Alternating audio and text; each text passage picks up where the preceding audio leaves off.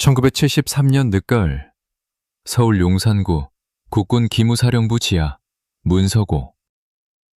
28살의 군검사 김종수는 먼지투성이 철제 캐비닛 앞에 서 있었다. 형광등이 깜빡이며 차가운 빛을 던졌다. 그의 손에는 열나무 즉시 서각이라고 붉은 글씨로 찍힌 노란 봉투가 들려 있었다. 공식적으로 그는 과거 간첩사건 자료를 정리하는 임무를 받았다. 비공식적으로 누군가 그에게 이 봉투를 절대 열지 말라는 경고를 했어야 했다. 봉투를 뜯는 순간 그의 인생은 영원히 바뀌었다. 안에는 1948년 군사재판 기록이 들어있었다. 피고인 박정희, 계급 육군 대위, 혐의, 간첩 및 국가보안법 위반, 형량, 사형. 사진 속 남자의 얼굴을 보는 순간 김종수의 심장이 멈춰섰다. 그는 천천히 고개를 들어 벽에 걸린 대통령 초상화를 바라봤다. 똑같은 얼굴이었다. 정확히 똑같은 사람이었다. 이게 무슨... 그의 입술이 떨렸다. 공식적인 역사에서 박정희 대통령은 반공의 상징이었다. 비공식적으로 그의 손에는 그 반공 영웅이 공산당 간첩으로 사형 선고를 받았다는 증거가 있었다. 문서를 한 장 한 장 넘길 때마다 손에서 식은땀이 흘렀다. 증인 진술서에는 이렇게 적혀 있었다. 피고 박정희는 남조선 노동당 군사조직의 핵심 인물로 최소 30명의 장교를 포섭했습니다. 그는 여순 사건 이틀 전 반란군에게 군 배치 정보를 넘겼습니다. 김종수는 의자에 주저앉았다. 여순 사건. 그것은 공산 반란군이 1948년 10월에 일으킨 유혈 폭동이었다. 수천 명이 죽었다. 그리고 그 반란을 도운 사람이 지금 청와대에 앉아 있다는 말인가? 그는 다시 문서를 읽었다. 피고는 군사기밀을 적에게 넘긴 죄로 사형에 처한다. 집행일 1948년 11월 15일. 하지만 박정희는 죽지 않았다. 어떻게? 마지막 페이지에 손으로 쓴 메모가 있었다. 글씨가 흐릿했지만 읽을 수 있었다. 특별 사면, 조건부 석방, 평생 통제 대상으로 분류, 미군 고문단 승인. 도장은 미국 군사 고문단의 것이었다. 김종수는 봉투를 다시 봤다. 소각하라는 명령. 누군가 이 비밀이 영원히 묻히길 원했다. 하지만 왜? 그리고 사형수였던 사람이 어떻게 15년 만에 나라의 대통령이 되었는가? 그날 밤 김종수는 문서를 몰래 복사했다. 공식적으로 그는 명령을 따라 원본을 서각했다. 비공식적으로 그는 대한민국에서 가장 위험한 비밀을 손에 넣었다. 그는 몰랐다. 이 비밀이 그를 10년 동안 괴롭힐 줄은. 1917년 11월 14일 경상북도 구미군 상모동. 가난한 농부의 7번째 아이가 태어났다. 이름은 박정희. 아버지 박성빈은 빚더미에 앉은 실패한 농부였다. 어머니 백남이는 13명의 자식을 낳았지만 7만 살아남았다. 공식적으로 박정희는 민족을 사랑한 애국자로 기록됐다. 비공식적으로 그는 어렸을 때부터 한 가지만 이해했다. 살아남으려면 힘 있는 자를 섬겨야 한다는 것을. 1920년대 조선에서 힘 있는 자는 일본인이었다. 어린 박정희는 굶주림 속에서 자랐다. 그의 형들은 독립운동에 관심이 있었다. 하지만 박정희는 달랐다. 그는 일본어를 열심히 배웠다. 그는 일본인 교사들에게 충성스러운 학생이었다. 20살에 그는 대구 사범학교에 들어갔다. 졸업 후 문경보통학교 교사가 됐다. 월급은 40원. 가족을 먹여 살리기에 충분했다. 하지만 그에게는 충분하지 않았다. 1940년 봄 23살의 교사 박정희는 결정을 내렸다. 만주국 육둔 구관학교에 지원한 것이다. 만주국은 일본이 중국에 세운 괴뢰국이었다. 그곳 군대는 중국 공산당 게릴라와 조선 독립군을 토벌했다. 지원서에 그는 일본어로 이렇게 썼다. 나는 대일본 제국의 충실한 신민으로서 천황 폐하를 위해 목숨을 바칠 각오가 되어 있습니다. 그는 손가락을 칼로 그어 피를 냈다. 혈서였다. 그 피로 종이에 선도장을 찍었다. 김종수는 이 지원서 사본을 문서고에서 찾았다. 공식적으로 이 문서는 존재하지 않는다고 정부는 말했다. 비공식적으로 그것은 김종수의 책상 서랍 깊은 곳에 숨겨져 있었다. 그는 그 혈서를 볼 때마다 질문했다. 어떤 조선인이 조선을 지배하는 나라를 위해 피로 맹세를 할 수 있을까? 1942년 4월, 박정희는 만주국 육군 군관학교에 입학했다. 240명의 생도 중 10명이 조선인이었다. 그들은 일본 군국주의 교육을 받았다. 매일 아침 천황의 사진 앞에서 절했다. 천황 폐하 만세를 외쳤다. 박정희는 우등생이었다. 교관들은 그를 모범적인 황군 장교라고 평가했다.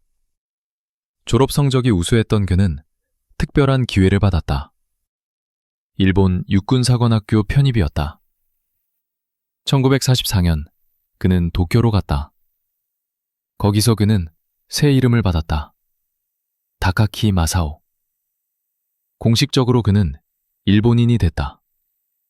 비공식적으로 그는 조선인 박정희라는 정체성을 버렸다. 아니, 팔았다. 일본 육군사관학교 57기 졸업 앨범에 그의 사진이 있다. 군복을 입고 군도를 찬 모습. 얼굴에는 자부심이 가득했다. 그 사진 아래 이름이 새겨져 있었다. 다카키 마샤오, 만주국 출신. 김종수는 그 앨범 사본도 찾아냈다. 그는 생각했다. 대통령이 된 사람의 과거가 적국의 군사학교 졸업 앨범에 있다니 이것이 정상적인가? 1944년 4월, 소위 다카키 마사오는 만주로 돌아갔다. 그는 관동군 산하 만주국군에 배속됐다. 공식 임무는 치안 유지였다. 비공식 임무는 중국인 빨치산과 조선인 독립군 토벌이었다. 작전 보고서에는 이렇게 적혀 있었다. 다카키 소위는 적극적으로 임무를 수행했다. 그의 부대는 11명의 비적을 사살했다. 비적. 그것은 일본군이 독립부사를 부르는 말이었다. 김종수는 그 보고서를 읽으며 손이 떨렸다. 박정희가 죽인 비적 중에는 조선 사람도 있었을까? 같은 민족을 죽이고 일본 천황에게 충성을 맹세한 사람. 그런 사람이 어떻게 민족의 아버지가 될 수 있었을까? 하지만 가장 충격적인 것은 따로 있었다. 전쟁이 끝난 후 이 일본군 장교가 조선으로 돌아와 또 다른 얼굴을 쓰게 된다는 사실이었다. 1945년 8월 15일, 일본 천황이 항복을 선언했다. 대일본 제국은 무너졌다. 만주에 있던 28세의 다카키 마사오 중위는 하룻밤 사이에 다시 박정희가 됐다. 공식적으로 그는 해방된 조선인이었다. 비공식적으로 그는 패전국 군대의 장교로서 전범 재판을 받아야 할 사람이었다. 하지만 혼란 속에서 그는 조용히 고향으로 돌아왔다. 1945년 가을, 박정희는 구미에 도착했다. 마을 사람들은 그를 의심의 눈초리로 봤다. 모두가 알았다. 그가 일본군 장교였다는 것을. 독립투사의 가족들은 그를 향해 침을 뱉었다. 친일파 개새끼. 하지만 박정희는 굴하지 않았다. 그에게는 계획이 있었다. 새로운 조선에도 군대가 필요할 것이었다. 그리고 군사훈련을 받은 사람은 많지 않았다. 1946년, 미군정이 조선 경비사관학교를 열었다. 새로운 나라의 군대를 만들기 위해서였다. 박정희는 지원했다. 그의 일본군 경력은 양날의 검이었다. 한편으로는 친일 경력이 문제였다. 다른 한편으로는 전문적인 군사교육을 받은 몇 안 되는 조선인이었다. 미군 고문관들은 실용주의를 선택했다. 공식적으로 박정희의 과거는 묻어졌다. 비공식적으로 그것은 그를 통제하는 수단이 됐다. 1946년 12월, 박정희는 조선경비사관학교 2기생으로 입교했다. 석 달간의 속성교육 후 그는 소위 계급장을 달았다. 이제 그는 대한민국 국군 장교였다. 공식적으로 그는 새로운 출발을 했다. 비공식적으로 그의 과거는 인사 파일 깊숙이 봉인됐다. 하지만 그 파일에는 빨간 스탬프가 찍혀 있었다. 요주의 인물, 친일 경력. 김종수는 그 인사 파일도 찾았다. 거기에는 상관들의 평가가 적혀 있었다. 박정희 소위는 유능하나 신뢰할 수 없다. 기회주의적 성향이 강하다.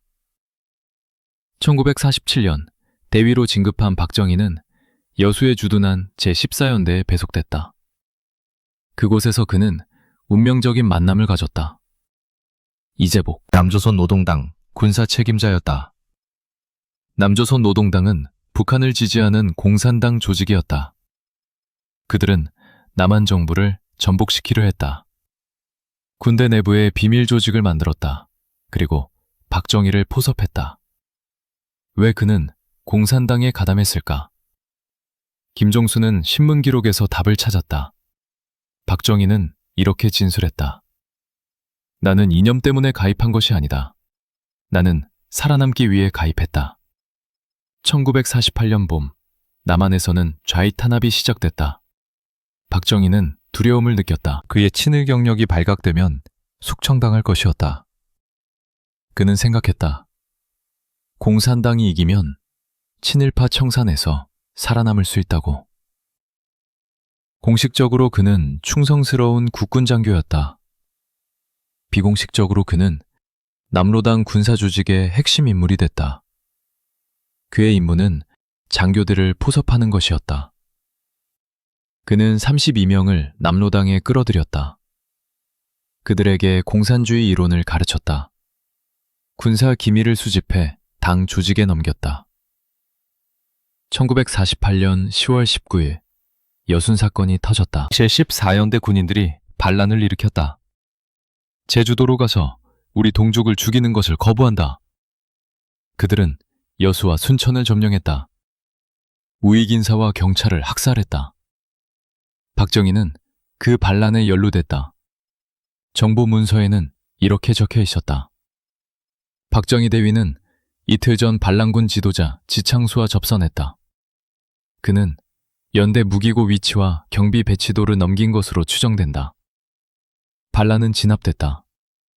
1999명이 직결 처형됐다. 수천 명이 투옥됐다. 그리고 조사가 시작됐다. 누가 반란을 도왔는가? 1948년 11월 박정희는 체포됐다. 군사법원에 기소됐다. 혐의는 명확했다. 반란 선동 및 간첩. 재판은 빨랐다. 증거는 압도적이었다. 13명의 증인이 그가 남로당 군사조직의 책임자였다고 증언했다. 그가 포섭한 장교들이 모두 그를 지목했다. 판결은 예상대로였다. 사형. 김종수는 그 판결문을 읽었다. 판사는 이렇게 적었다. 피고 박정희는 대한민국 국군 장교의 신분으로 적국을 이롭게 하고 국가를 배신했다. 그의 행위는 용서받을 수 없다. 본 법정은 피고에게 사형을 선고한다. 집행일은 1948년 11월 15일이었다. 하지만 그날 박정희는 죽지 않았다. 집행 전날 밤 누군가 그를 구했다. 누가? 그리고 왜? 김종수는 다음 페이지를 넘겼다. 거기에 답이 있었다. 손으로 쓴 메모였다. 피고 박정희는 전향 의사를 밝혔다. 그는 남로당 조직 전체를 밀고 하겠다고 제안했다. 정보 가치가 높다. 사형을 감형하고 정보원으로 활용할 것을 건의함. 서명은 백선엽 중령이었다. 나중에 한국전쟁의 영웅이 되는 그 사람이었다. 박정희는 살기 위해 모든 것을 팔았다. 동지들의 이름, 조직구조, 연락처. 그의 증언으로 400명 이상이 체포됐다. 그중 193명이 처형됐다. 박정희는 살았다. 공식적으로 그는 전향한 애국자가 됐다. 비공식적으로 그는 평생 정보기관의 통제를 받는 죄수가 됐다. 하지만 그것은 시작일 뿐이었다. 이 배신자가 어떻게 13년 후 쿠데타로 권력을 잡고 18년간 나라를 지배하게 되는가? 그 답을 찾기 위해 김종수는 더 깊이 파고들어야 했다. 1948년 11월 14일 밤 서대문 형무소 사형수 감방. 박정희는 차가운 콘크리트 바닥에 앉아 있었다. 매일 아침 그는 총살당할 예정이었다. 공식적으로 그는 공산 반역자로 죽을 것이었다. 비공식적으로 그는 2번 조국을 배신한 남자로 역사에서 지워질 것이었다. 하지만 그날 밤 11시 깜빡문이 열렸다. 한 남자가 들어왔다. 육군 방첩대 김창룡 중령이었다. 김창룡은 의자에 앉아 담배를 꺼냈다. 박정희에게 한 개비를 건넸다. 박대위, 내일이면 당신은 죽소. 31살에. 아깝지 않소? 박정희는 대답하지 않았다. 김창룡이 계속했다.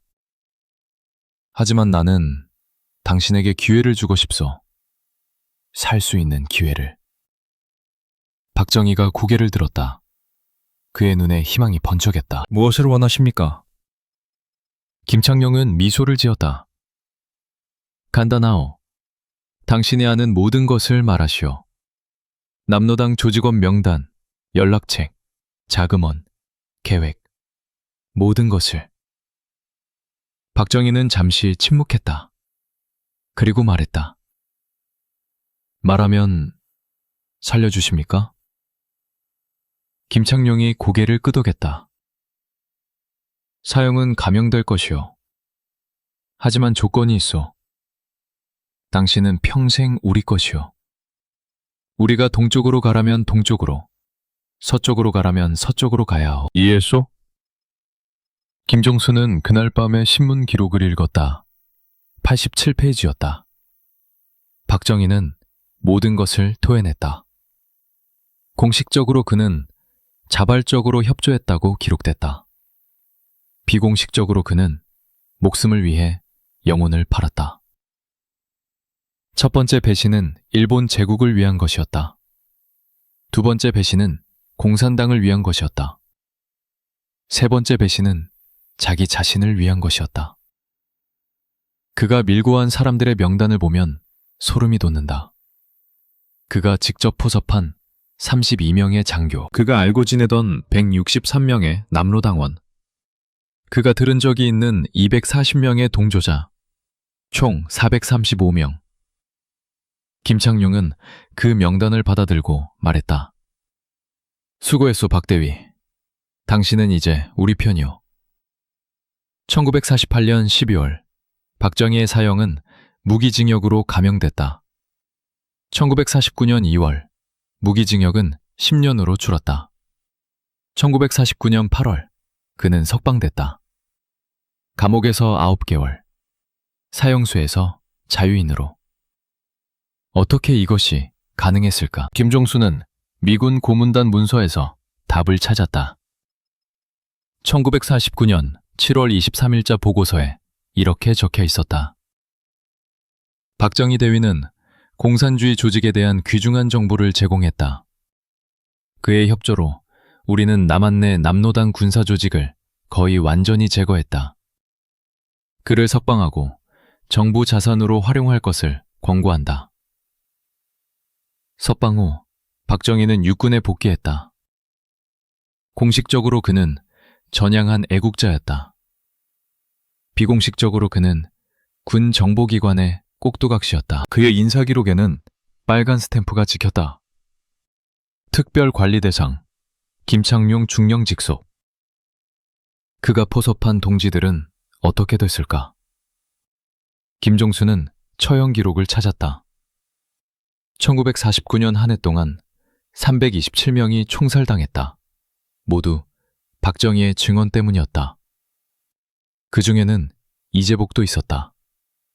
박정희를 남로당에 끌어들인 바로 그 사람. 1949년 3월 10일, 이재복은 서울 형무소에서 총살됐다. 그의 마지막 말이 기록에 남아있다. 박정희, 너는 2번 배신자다. 조선을 배신하고 동지를 배신했다. 역사가 너를 심판할 것이다.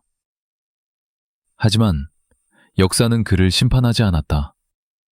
오히려 그를 영웅으로 만들었다. 어떻게? 1950년 6월 25일, 한국전쟁이 터졌다. 북한군이 남침했다. 혼란 속에서 많은 것이 사라졌다. 문서가 불탔다. 증인들이 죽었다. 박정희의 과거를 아는 사람들도 대부분 전쟁터에서 사라졌다. 공식적으로 그것은 전쟁의 비극이었다. 비공식적으로 그것은 박정희에게 새로운 기회였다. 과거를 지울 수 있는 기회. 김종수는 전쟁 중 박정희의 행적을 추적했다. 1950년 7월, 그는 육군 정보국으로 전속됐다. 1951년, 소령으로 진급했다. 1952년, 중령이 됐다. 놀라운 속도의 승진이었다. 다른 장교들은 전선에서 피를 흘리며 싸웠다. 박정희는 서울에서 정보 업무를 했다. 왜 그는 특별 대우를 받았을까? 김종수는 미군 문서에서 이유를 찾았다. 박정희 소령은 공산주의자들의 사고방식을 이해한 그는 한때 그들 중 하나였기 때문이다. 이것이 그의 약점이자 동시에 그의 강점이다. 1953년 정전협정이 체결됐다. 전쟁은 끝났다. 하지만 박정희의 상승은 멈추지 않았다. 1954년 그는 대령이 됐다. 1955년 준장, 1957년 소장. 공식적으로 그는 유능한 장군이었다. 비공식적으로 그는 미국과 한국 정보기관이 만든 괴물이었다. 그들은 그를 키웠다. 왜냐하면 그를 통제할 수 있었기 때문이다. 1957년 가을, 김종수는 또 다른 문서를 발견했다. 제목은 통제 가능한 자산관리 지침이었다. 그 안에 박정희의 이름이 있었다. 문서는 이렇게 설명했다. 과거에 치명적인 약점이 있는 고위 정교들은 최고의 자산이다. 그들은 절대 배신할 수 없다. 왜냐하면 우리가 언제든 그들을 파멸시킬 수 있기 때문이다. 공식적으로 이런 정책은 존재하지 않았다. 비공식적으로 그것은 맹전시대 정보기관의 표준 운영 절차였다. 1958년, 박정희는 미국으로 보내졌다. 포토시르 포병학교에서 6개월간 연수를 받았다. 거기서 그는 CIA 요원들과 정기적으로 만났다. 회의록에는 이렇게 적혀 있었다. 박정희 장군은 협조적이고 통제 가능하다. 그의 친일 경력과 공산당 전력은 우리의 레버리지다. 그는 우리가 원하는 대로 움직일 것이다. 한 CIA 요원은 보고서에 이렇게 썼다. 만약 박이 통제에서 벗어나려 하면 우리는 그의 과거를 공개하면 된다. 그러면 그는 끝이다. 1959년 박정희는 귀국했다. 그는 제7군단 부군단장이 됐다. 그리고 비밀리에 쿠데타를 계획하기 시작했다. 공식적으로 그는 충성스러운 장군이었다. 비공식적으로 그는 권력을 노리는 음모자였다. 하지만 그의 음모는 정보기관의 감시를 받고 있었다. 그들은 모든 것을 알고 있었다. 그리고 그들은 허락했다. 왜? 김종수는 1960년의 문서를 읽었다. 당시 이승만 정권은 부패했다. 4월 혁명으로 이승만이 물러났다. 장면, 정권이 들어섰다. 하지만 그 정권은 약했다. 좌익이 다시 고개를 들었다. 미국은 불안해했다. 그들은 강한 지도자가 필요했다. 민주주의자가 아니라 반공주의자.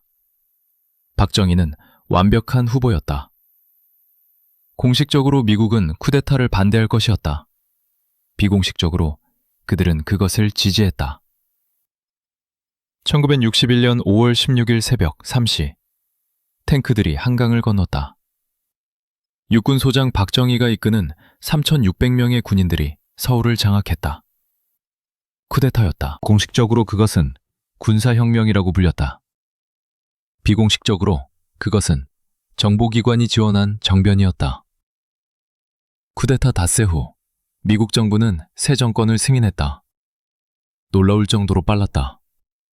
쿠데타 후 박정희가 한 첫 번째 일은 무엇이었을까? 김종수는 군사정부 첫 회의록을 찾았다. 1961년 5월 18일.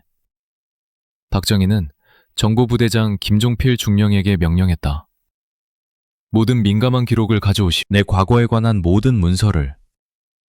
그날 밤 육군본부 기록보관소에서 화재가 났다. 공식 설명은 전기 합선이었다. 비공식적으로 그것은 방화였다. 불에 탄 문서 중에는 박정희의 남로당 관련 재판 기록 원본이 있었다.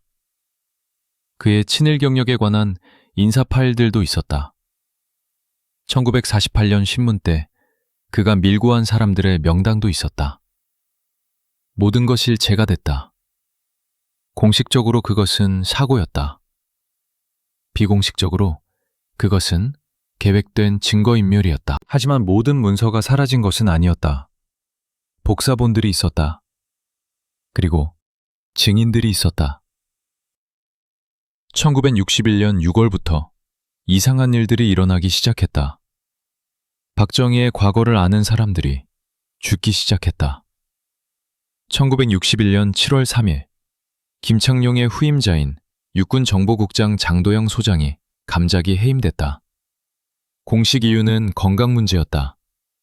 비공식적으로 그는 박정희를 견제하려 했다가 밀려났다.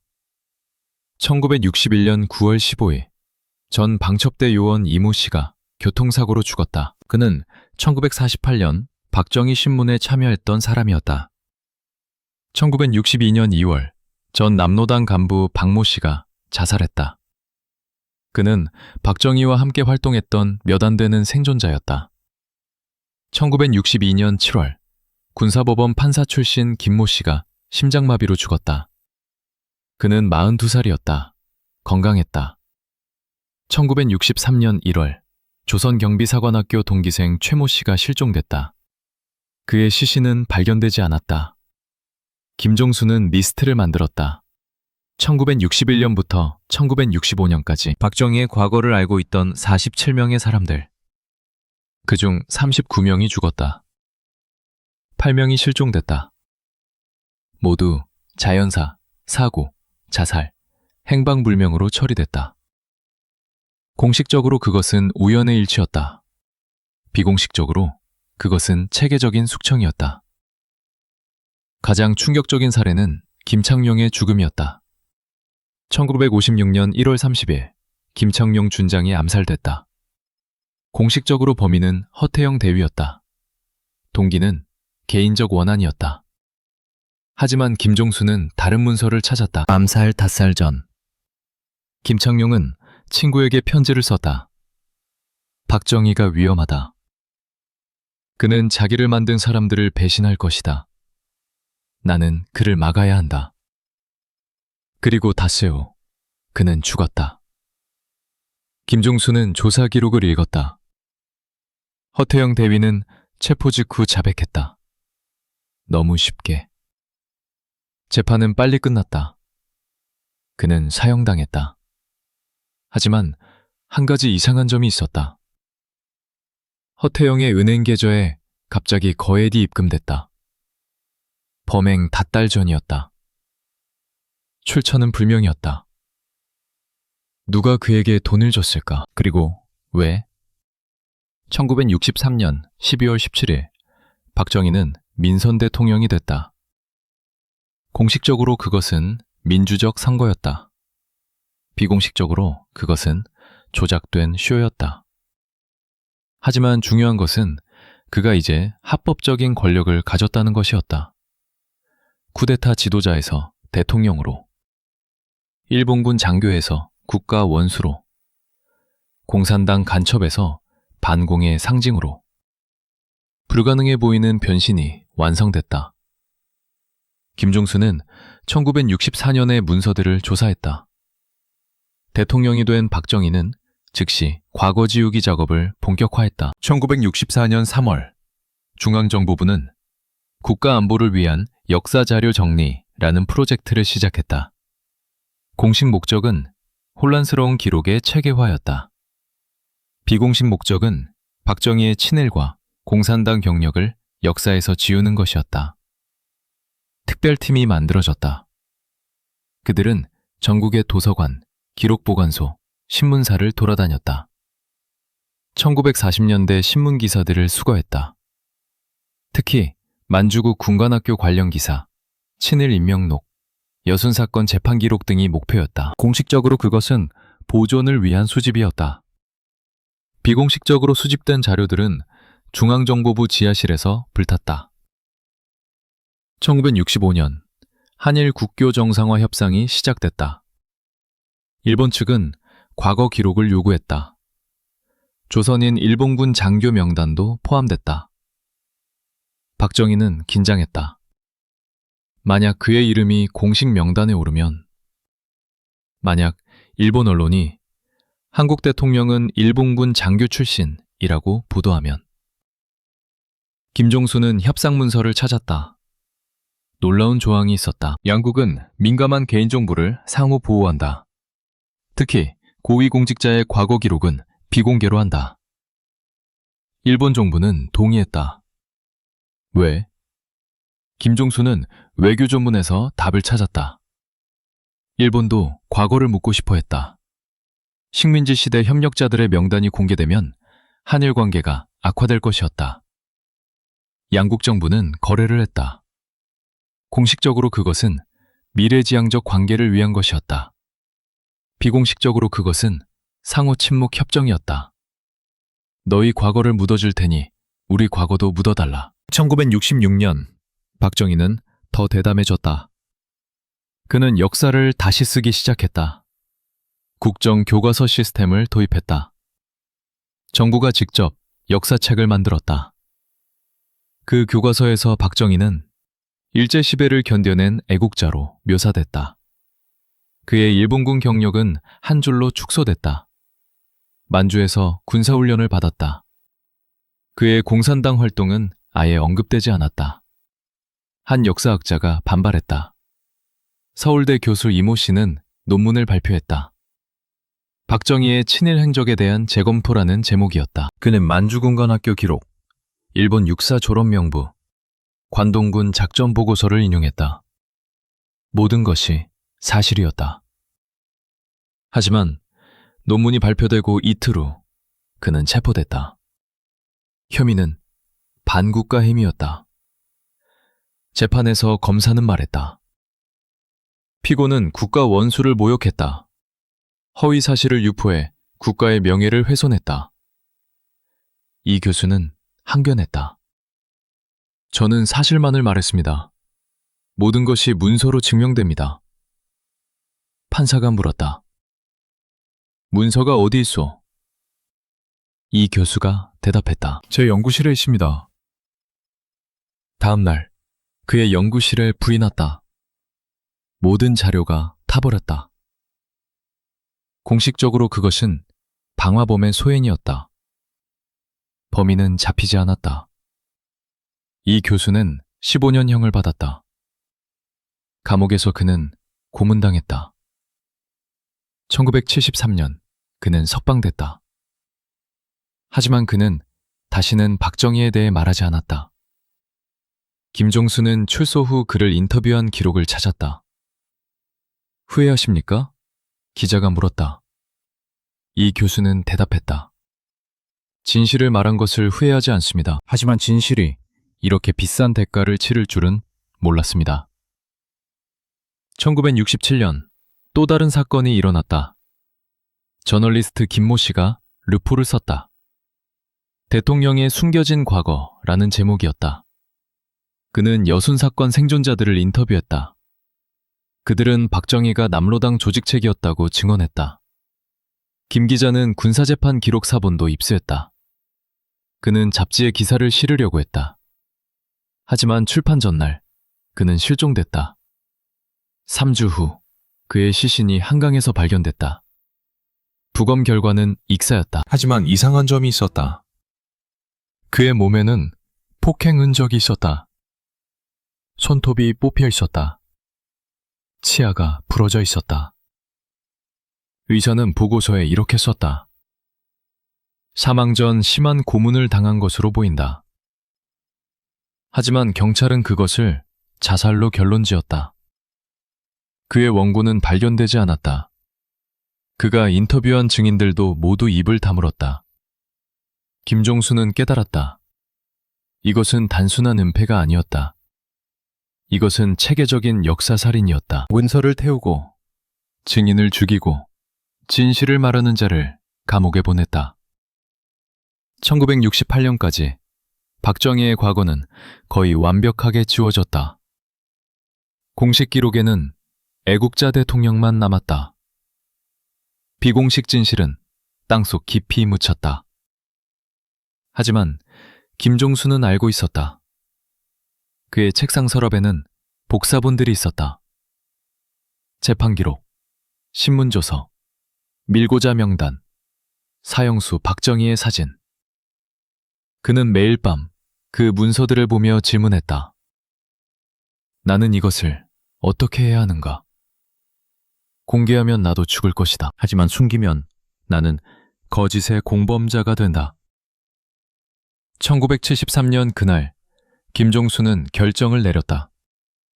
그는 문서를 숨기기로 했다. 하지만 언젠가 세상에 알리기로 맹세했다. 진실은 죽지 않는다. 단지 때를 기다릴 뿐이다. 1972년 10월 17일 박정희는 유신헌법을 선포했다. 공식적으로 그것은 한국적 민주주의였다. 비공식적으로 그것은 영구 독재의 시작이었다. 김종수는 그날 청와대에 있었다. 군 검사로서 유신 선포를 법적으로 정당화하는 문서를 검토하는 임무를 받았다. 그는 대통령 집무실 밖 복도에서 기다리고 있었다. 문틈으로 대화가 새어나왔다. 카카, 야당이 과거 문제를 다시 제기할 수 있습니다. 누군가 말했다. 박정희의 목소리가 들렸다. 걱정 마시오. 남아있는 사람이 몇 명이나 돼요. 다른 목소리가 대답했다. 11명입니다. 모두 감시 중입니다. 박정희가 차갑게 말했다. 감시가 아니라 처리가 필요하오. 유신체제에서는 과거가 존재해서는 안 돼요. 김종수는 몸이 얼어붙었다. 그들은 살아있는 증인들을 죽이려 했다. 1972년 11월부터 이상한 죽음들이 연이어 일어났다. 1972년 11월 3일 전 조선경비사관학교 교관 박모 씨가 계단에서 떨어져 죽었다. 68살이었다. 그는 1946년 박정희를 가르쳤고 그의 친일 경력을 알고 있었다. 1972년 12월 15일 여순 사건 생존자 이모 씨가 집에서 가스 중독으로 죽었다. 그는 박정희가 남로당원이었다고 증언할 수 있는 마지막 사람 중 하나였다. 1973년 1월 7일 전 군사법원 서기 최모 씨가 자동차 사고로 죽었다. 브레이크가 고장났다고 했다. 하지만 정비소 주인은 이상하다고 말했다. 차는 일주일 전에 완벽하게 정비했는데요. 브레이크가 갑자기 고장날 리 없습니다. 경찰은 조사하지 않았다. 1973년 3월 전 방첩대 요원 김모 씨가 실종됐다. 그의 가족은 신고했지만 아무도 찾지 않았다. 6개월 후 산속에서 백골 시신이 발견됐다. 신원 확인은 불가능했다. 김종수는 패턴을 봤다. 모두 박정희의 과거를 아는 사람들이었다. 모두 유신 선포 직후 죽었다. 공식적으로 그것은 불운한 사고들이었다. 비공식적으로 그것은 계획된 숙청이었다. 김종수는 리스트를 업데이트했다. 1972년부터 1975년까지 18명이 더 죽었다. 이제 생존자는 3명뿐이었다. 그중 한 명이 김종수를 찾아왔다. 1975년 4월 70대의 노인이 그의 사무실에 나타났다. 노인은 떨리는 손으로 오래된 사진을 꺼냈다. 이것을 봐주시오. 사진 속에는 젊은 박정희가 일본군 장교 복장을 하고 있었다. 옆에는 중국인 포로들이 무릎 꿇고 있었다. 뒤에는 1944년 만주 토벌작전이라고 적혀 있었다. 노인이 말했다. 나는 그때 통역관이었소. 이 사진 속 중국인들은 모두 그날 총살당했소. 박정희가 명령했소. 김종수는 숨이 막혔다. 왜 이제 이걸 보여주십니까? 노인이 대답했다. 나는 이제 곧 죽을 것이오. 하지만 죽기 전에 누군가는 진실을 알아야 하오. 박정희는 우리 민족을 배신했소. 일본을 위해 우리 동포를 죽였소. 그리고 지금은 대통령이 돼서 자기를 신처럼 떠받들게 하고 있소. 노인은 사진을 김종수에게 맡겼다. 제발 이것을 숨겨두시오. 언젠가 세상이 알아야 하오. 이틀 후 그 노인은 죽었다. 공식 사인은 심장마비였다. 하지만 부검은 하지 않았다. 김종수는 사진을 다른 문서들과 함께 숨겼다. 그는 이제 확신했다. 박정희는 체계적으로 과거를 지우고 있었다. 문서를 태우고 증인을 죽이고 역사를 다시 쓰고 있었다. 그리고 그것을 막을 방법은 없었다. 왜냐하면 박정희는 이제 법 위에 있었기 때문이다. 1976년 김종수는 이상한 명령을 받았다. 국가기록원에 보관된 1940년대 군사재판 기록을 재분류하라. 기밀 등급을 영구 비공개로 상향하라. 그는 국가기록원으로 갔다. 거기서 그는 마지막 남은 원본 기록들을 봤다. 박정희의 사형 판결문, 남로당 조직도, 밀고자 명단. 모든 것이 거기 있었다. 그는 명령을 따라야 했다. 하지만 그는 또 복사했다. 밤늦게 혼자 사무실에 남아 복사기를 돌렸다. 412페이지. 모든 페이지가 증거였다. 공식적으로 그는 명령을 완수했다. 문서들은 영구 봉인됐다. 비공식적으로 그는 증거를 보존했다. 그는 집에 가는 길에 생각했다. 나는 이제 죄인이다. 군검사가 대통령의 범죄 증거를 숨기고 있으니. 하지만 다른 생각도 들었다. 아니다. 진짜 죄인은 역사를 지우는 자다. 나는 역사를 지키는 자다. 1977년 박정희는 더 대담해졌다. 그는 자신의 전기를 출판했다. 제목은 민족 중흥의 길이었다. 그 책에서 박정희는 일제시대 독립운동을 꿈꾸던 청년으로 묘사됐다. 만주 시절은 민족의 한을 품고 견딘 실현기로 미화됐다. 남로당 사건은 아예 없었던 일이 됐다. 전국 학교에서 그 책이 필독서가 됐다. 학생들은 외워야 했다. 박정희 대통령은 평생 조국을 사랑한 애국자다. 김종수는 그 책을 읽으며 속이 뒤틀렸다. 모든 문장이 거짓이었다. 하지만 이제 그 거짓이 공식 역사가 됐다. 진실은 그의 서랍 속에 갇혀 있었다. 그는 질문했다. 거짓이 교과서가 되고 진실이 범죄가 되는 나라. 이것이 정상인가? 하지만 그는 침묵했다. 왜냐하면 말하는 순간 그도 죽을 것이기 때문이었다. 1978년 가을, 김종수는 중앙정보부로 호출됐다.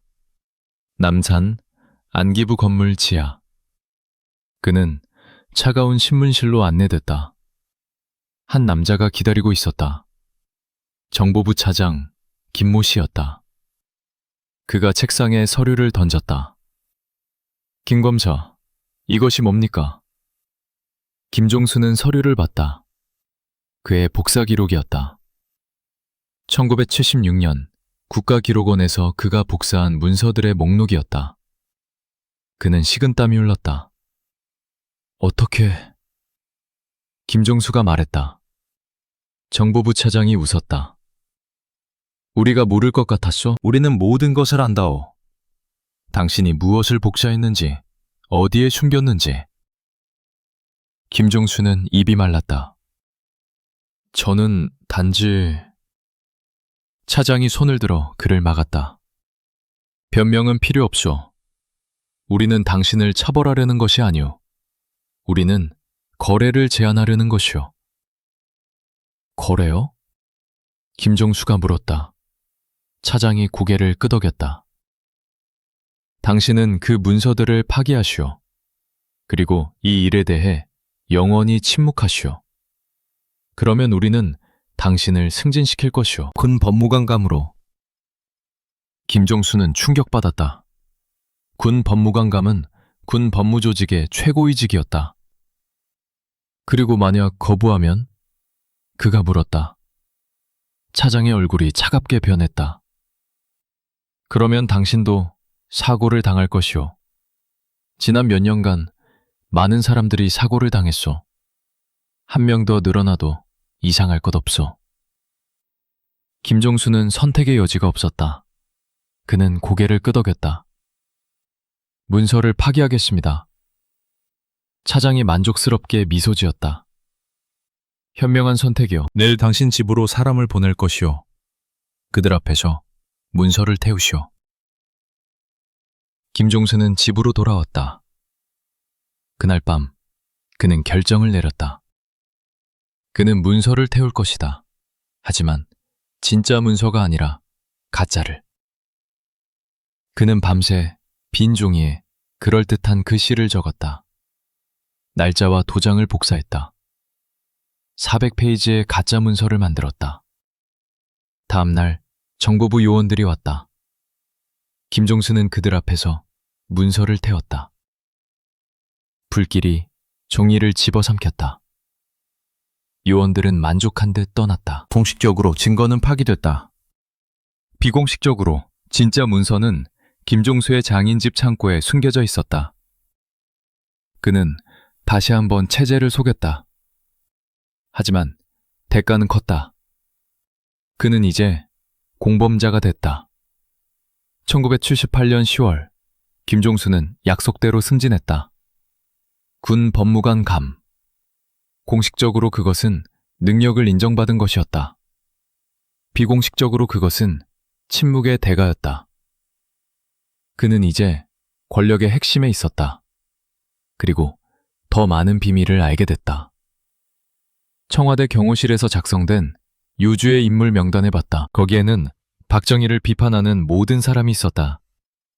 학자, 기자, 정치인, 심지어 학생들까지. 각 이름 옆에는 색깔 코드가 있었다.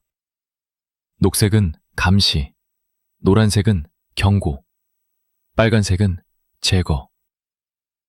김종수는 빨간색으로 표시된 이름들을 세었다. 137명. 그는 물었다. 이 사람들은 어떻게 되는 겁니까?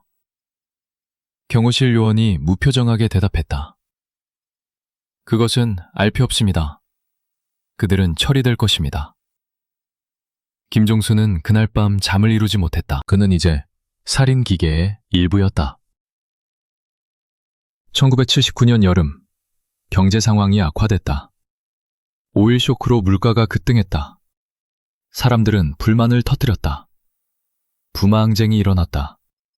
부산과 마산에서 수만 명이 거리로 나왔다. 독재 타도를 외쳤다. 박정희는 계엄령을 선포했다. 군대가 투입됐다. 하지만 시위는 멈추지 않았다. 김종수는 청와대 보고서를 읽었다. 상황이 통제불능입니다. 전국으로 확산될 조짐입니다. 박정희는 초조해했다. 그는 측근들을 불렀다. 김종수도 회의에 참석했다. 박정희가 말했다. 이 사태를 진압해야 한다. 무슨 수를 써서라도. 중앙정보부장 김재규가 조심스럽게 말했다. 카카, 강경 진압은 국제적 비난을 받을 것입니다. 카터 대통령이 인권 문제로 압박하고 있습니다. 박정희가 화를 냈다. 인권? 국가 안보보다 인권이 중요한가? 진압하라고. 김재규는 침묵했다. 그의 얼굴에는 복잡한 표정이 있었다. 김종수는 나중에 안 사실이지만 그날 김재규는 결심했다. 박정희를 제거하기로. 공식적으로 그것은 정치적 결정이었다. 비공식적으로는 다른 이유가 있었다. 김재규도 박정희의 과거를 알고 있었다. 그리고 그는 더 이상 그 거짓의 시스템을 유지할 수 없다고 판단했다. 1979년 10월 26일 저녁, 김종수는 긴급 호출을 받았다. 궁정동 안가에서 총격 사건, 대통령이 부상. 그는 즉시 현장으로 달려갔다. 하지만 도착했을 때는 이미 끝난 후였다. 박정희는 죽어 있었다. 머리와 가슴에 총상을 입었다. 범인은 김재규였다. 중앙정보부장이 대통령을 쏜 것이었다. 충격이었다. 김종수는 현장을 조사했다. 식탁에는 저녁 식사 흔적이 있었다. 소파에는 혈흔이 있었다. 바닥에는 탄피가 굴러다녔다. 그리고 책상 위에는 반쯤 탄 서류가 있었다. 김종수는 그것을 집어들었다. 글씨가 흐릿했지만 읽을 수 있었다. 1948년 군사재판 기록. 피고 박정희. 남조선 노동당. 그는 몸이 얼어붙었다. 누군가 박정희에게 그의 과거를 상기시켰다. 그것이 그날 밤 무슨 일이 일어났는지의 진짜 이유였을까? 1979년 10월 27일 전국에 비상계엄령이 선포됐다. 박정희는 죽었지만 그의 시스템은 살아있었다. 김종수는 김재규 조사팀에 배속됐다다. 그의 임무는 암살의 법적 측면을 분석하는 것이었다. 하지만 그는 더 깊은 진실을 찾고 있었다. 왜 김재규는 박정희를 죽였는가? 공식 조사에서 김재규는 정치적 견해 차이 때문이라고 말했다. 하지만 김종수는 믿지 않았다. 김재규를 신문하는 동안 김종수는 특별한 질문을 했다. 궁정동 안가 책상에서 발견된 탄 서류가 무엇입니까? 김재규의 얼굴이 굳었다.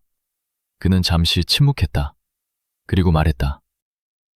그것은 대통령의 과거에 관한 것이었습니다. 어떤 과거? 김종수가 물었다. 김재규가 조심스럽게 말했다. 그날 저녁 대통령과 나는 심각한 논쟁을 했습니다. 저는 부마항쟁을 강경 진압하는 것에 반대했습니다. 그래서 쏜 겁니까? 김종수가 물었다. 김재규가 고개를 저었다. 아닙니다. 논쟁 도중 대통령이 위협했습니다. 그는 나의 과거를 들춰냈습니다. 저도 약점이 있었거든요. 그래서 저는 대응했습니다.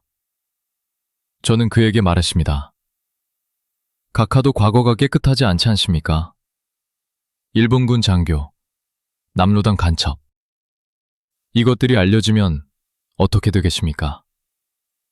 김종수의 심장이 뛰었다. 그러자 대통령이 뭐라고 했습니까? 김재규의 목소리가 떨렸다. 그는 웃었습니다. 그리고 말했습니다. 김 부장, 그런 기록은 이미 다 없어졌소. 증인들도 다 죽었소. 이제 남은 건 내가 쓴 역사뿐이오. 당신도 조심하시오. 나를 건드리면 당신도 사라질 것이오. 그 순간 저는 깨달았습니다. 이 사람은 과거를 지우기 위해 수백 명을 죽였구나. 그리고 나도 다음 차례가 될 것이구나. 그래서 쏜 겁니까? 김종수가 다시 물었다. 김재규가 고개를 끄덕였다. 저는 선택해야 했습니다. 죽느냐, 죽이느냐. 저는 방아쇠를 당겼습니다. 첫 발은 그를 맞췄습니다. 하지만 그는 쓰러지지 않았습니다. 그는 저를 보며 말했습니다. 김 부장, 나를 죽여도 진실은 묻힐 것이오. 나는 이미 신화가 됐소. 그래서 저는 다시 쐈습니다. 그리고 또 쐈습니다. 그가 완전히 멈출 때까지. 김종수는 온몸에 소름이 돋았다. 그 탄 서류는 무엇이었습니까? 김재규가 대답했다. 대통령이 태우려던 것이었습니다. 저는 그것을 빼앗으려 했습니다. 하지만 이미 반쯤 파버렸습니다. 저는 그것이 1948년 재판 기록이라는 것만 확인했습니다. 어디서 나온 겁니까? 김종수가 물었다. 김재규가 어깨를 으쓱했다. 모르겠습니다. 누군가 그에게 보냈거나 아니면 그가 마지막으로 확인하려던 것일 수도 있습니다. 조사팀은 이 진술을 기록에서 삭제했다. 공식 보고서에는 정치적 갈등으로 인한 충동적 범행이라고만 적혔다. 김재규의 진짜 동기는 묻혔다. 1979년 12월 군사재판이 시작됐다. 김재규는 법정에서 담담하게 말했다. 저는 독재자를 제거했습니다. 저는 유신체제를 끝냈습니다. 역사가 저를 심판할 것입니다. 검사가 물었다. 피고는 대통령을 독재자라고 부릅니까? 김재규가 대답했다. 대통령이 아닙니다. 박정희를 말하는 겁니다.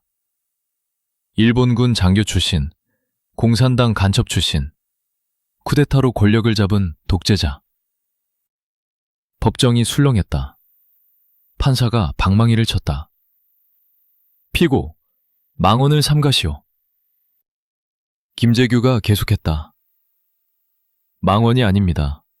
사실입니다. 박정희는 2번 조국을 배신했습니다. 일본을 위해 한 번, 자기 자신을 위해 한 번. 저는 그런 사람을 대통령으로 모실 수 없었습니다. 검사가 소리쳤다. 증거가 있습니까? 김재규가 조용히 말했다. 증거는 모두 불탔습니다. 박정희가 태웠습니다. 그리고 증인들은 모두 죽었습니다.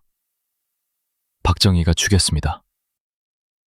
재판부는 김재규의 발언을 피고의 망상으로 처리했다. 1980년 5월 24일, 김재규는 사형당했다. 그의 마지막 말은 기록됐다. 나는 독재자를 죽였다. 나는 후회하지 않는다. 언젠가 역사가 진실을 밝힐 것이다. 하지만 그 말은 공식 기록에서 삭제됐다. 대신 피고는 말없이 형장으로 갔다 라고 적혔다. 또 하나의 진실이 묻혔다. 김종수는 김재규의 사형 집행을 참관했다. 총성이 울렸다. 김재규가 쓰러졌다. 그리고 김종수는 깨달았다. 박정희의 과거를 안 사람들이 다 죽었다. 이제 그 비밀을 아는 사람은 몇 명 남지 않았다. 그 중 하나가 바로 자신이었다. 그는 두려웠다. 자신도 언젠가 사고를 당할까? 하지만 동시에 결심했다. 그는 살아남아야 한다. 진실을 증언하기 위해. 1980년대 들어 한국은 변했다. 전두환의 신군부가 권력을 잡았다. 하지만 박정희 신화는 계속됐다. 아니, 오히려 강화됐다. 죽은 박정희는 경제발전의 아버지, 조국 근대화의 영웅이 됐다. 교과서는 더욱 미화됐다. 그의 동상이 전국에 세워졌다. 그의 생가는 성역이 됐다. 공식적으로 그는 성인이 됐다. 비공식적으로 진실은 더 깊이 묻혔다. 김종수는 퇴직했다. 그는 조용히 살았다. 하지만 그의 머릿속에는 항상 의문이 있었다. 내가 가진 문서들을 공개해야 하는가? 하지만 그는 두려웠다. 아직도 박정희의 사람들이 권력에 있었다. 공개하면 그는 죽을 것이었다. 그리고 그의 가족도 위험해질 것이었다. 그래서 그는 기다렸다. 때가 올 때까지. 진실을 말할 수 있는 때가. 2024년 봄, 89살의 김종수는 병원 침대에 누워 있었다. 말기암이었다. 의사는 3개월이라고 했다. 그는 천장을 바라보며 생각했다. 51년. 나는 51년 동안 침묵했다. 그의 손자가 문병을 왔다. 25살의 대학생이었다. 할아버지, 학교에서 박정희 대통령에 대해 배웠어요. 선생님은 그분이 위대한 지도자라고 하셨어요. 김종수는 손자를 바라봤다. 그리고 결심했다. 이제 말할 때가 왔다. 얘야, 할아버지가 너에게 진짜 역사를 이야기해주마. 김종수는 손자에게 모든 것을 말했다. 일본군 장교 다카키 마사오, 남로당 간첩 박정희, 동지를 배신한 밀고자, 지민들을 죽인 독재자. 모든 것을. 손자는 충격받았다. 그럴 리 없어요. 교과서에는 그렇게 안 나와 있는데요. 김종수가 말했다. 교과서는 박정희가 쓴 거짓이다. 진실은 따로 있다. 그는 손자에게 주소를 적어줬다. 여기 가면 상자가 하나 있다. 그 안에 모든 증거가 있다. 2024년 5월, 손자는 할아버지가 알려준 곳으로 갔다. 경기도의 한 창고였다. 먼지 쌓인 상자를 열었다. 안에는 수백 장의 문서가 있었다. 판결문, 신문조서, 밀고자 명단, 사진들. 모든 것이 완벽하게 보존돼 있었다. 손자는 떨리는 손으로 문서를 읽었다. 할아버지가 말한 것이 모두 사실이었다. 공식 역사는 거짓이었다. 비공식 진실이 그의 손에 있었다. 손자는 이 문서들을 언론에 넘겼다. 처음에는 아무도 믿지 않았다. 조작이다. 음모론이다. 라고 했다. 하지만 전문가들이 분석했다. 종이의 연대, 잉크의 성분, 도장의 진위. 모든 것이 진짜였다. 2024년 7월, 주요 일간지가 특종을 터뜨렸다. 박정희의 숨겨진 과거, 50년 만에 드러나다. 전국이 충격에 빠졌다. 공식적으로 정부는 사실 확인 중이라고 했다. 비공식적으로 청와대는 패닉 상태였다. 보수 진영은 반발했다. 죽은 대통령을 모욕하는 것이다. 좌파의 음모다라고 외쳤다. 박정희 동상 앞에서 지지자들이 집회를 열었다. 하지만 진보 진영은 환호했다. 역사적 진실이 밝혀졌다. 거짓 신화가 무너졌다고 말했다. 한국 사회는 둘로 쪼개졌다. 어떤 사람들은 박정희를 여전히 영웅으로 봤다. 친일과 공산당 전력이 있어도 경제 발전을 이룬 것은 사실 아닌가? 다른 사람들은 분노했다. 배신자가 어떻게 국부가 될 수 있는가? 일본 정부는 당황했다. 외무성은 긴급회의를 열었다. 2024년 9월, 일본 국립국문서관이 관련 문서를 공개했다. 만주군관학교 명부, 관동군 작전 기록, 다카키 마사오 소유의 인사 기록. 모든 것이 한국 측 문서와 일치했다. 공식적으로 일본은 역사적 사실을 확인했다고 밝혔다. 비공식적으로 그들도 당혹스러워했다. 한국의 국부가 우리 군대 장교였다니. 미국 CIA도 문서를 공개했다. 냉전 시대 기밀 해제 프로그램의 일환이었다. 거기에는 충격적인 내용이 있었다. 박정희는 통제 가능한 자상이다. 그의 과거는 우리의 레버리지다. 필요시 그의 친일 공산 경력을 공개해 제거할 수 있다. 미국도 모든 것을 알고 있었다. 그리고 이용했다. 한국인들은 배신감을 느꼈다. 우리가 숭배한 영웅은 외국 정보기관의 꼭두각시였다니. 2024년 10월 국회에서 청문회가 열렸다. 역사학자, 전직 관료, 군 장성들이 증언했다. 어떤 이들은 진실을 인정했다. 우리도 알고 있었습니다. 하지만 국가 안보를 위해 숨겼습니다. 어떤 이들은 부인했다. 증거가 조작됐을 수 있습니다. 하지만 증거는 압도적이었다.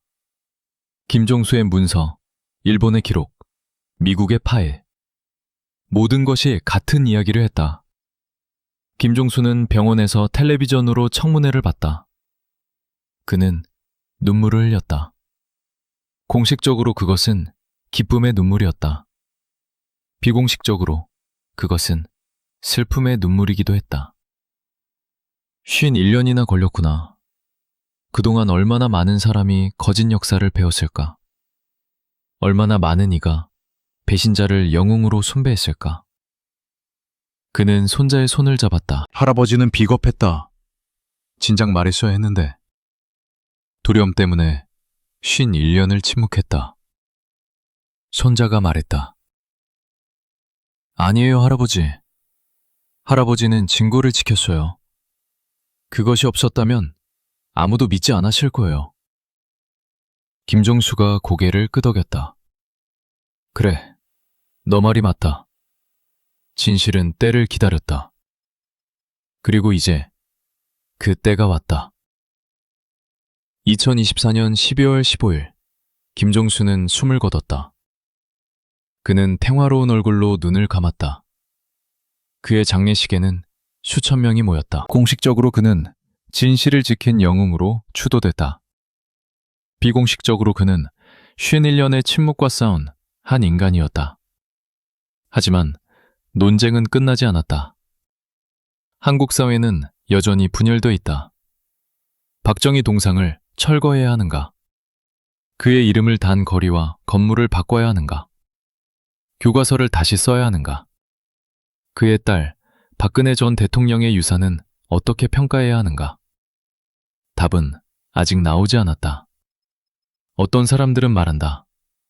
과거는 과거다. 경제 발전의 공은 인정해야 한다. 다른 사람들은 반박한다. 배신자의 업적을 어떻게 기념할 수 있는가? 가장 큰 의문은 이것이다. 박정희는 정말로 조국을 사랑했을까? 아니면 그는 평생 자기 자신만을 사랑한 기회주의자였을까? 그가 이룬 경제 발전은 진짜 애국심에서 나온 것일까? 아니면 권력 유지를 위한 수단이었을까? 만약 그의 과거가 진작 알려졌다면 한국 현대사는 어떻게 달라졌을까? 그리고 가장 중요한 질문, 얼마나 많은 다른 진실들이 아직도 어둠 속에 묻혀 있는가? 김종수의 손자는 할아버지의 유품을 정리하다가 마지막 편지를 발견했다. 거기에는 이렇게 적혀 있었다. 진실은 불편하다. 때로는 고통스럽다. 하지만 진실 없이는 진짜 화해도, 진짜 발전도 없다. 박정희가 현대 한국을 만든 것은 사실이다. 하지만 그는 일본 제국의 칼로 독립투사를 배웠고, 공산당의 이름으로 동지를 팔았고, 독재의 힘으로 역사를 지운 사람이기도 하다. 이 모든 것이 한 사람 안에 있었다. 우리는 그 복잡한 진실을 직시해야 한다. 50년 동안 나는 두려워서 침묵했다. 하지만 침묵은 거짓의 공범이었다. 배신자를 영웅으로 만드는데 나도 일조했다. 이제 나는 말한다. 늦었지만 말한다. 박정희는 위대한 지도자가 아니었다. 그는 3번 조국을 배신한 사람이었다. 일본을 위해, 자기 목숨을 위해, 그리고 권력을 위해. 하지만 아이러니하게도 그 배신자가 만든 나라에서 우리는 지금 자유롭게 진실을 말할 수 있다. 이것이 역사의 역설이다. 손자는 편지를 접었다. 그리고 창밖을 바라봤다. 서울 거리에는 여전히 박정희의 흔적이 남아 있었다. 경부고속도로, 포항제철, 수출주도 경제. 모든 것이 그의 유산이었다. 하지만 이제 사람들은 안다. 그 유산이 어떤 과거 위에 세워졌는지.